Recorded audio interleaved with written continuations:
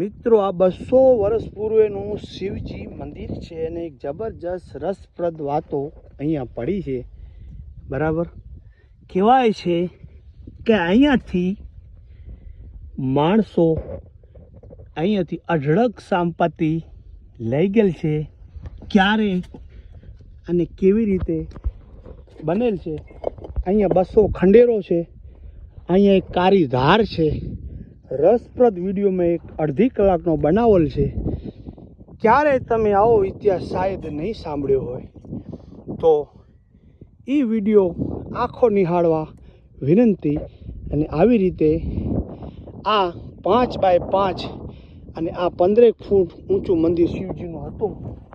બરાબર, અને અંદર નારિયેળો પડ્યા છે. આખો વિડીયો મેં રસપ્રદ બનાવેલો છે. અહીંયા બારવટીઓની હાક ડાક હતી એક સમયે.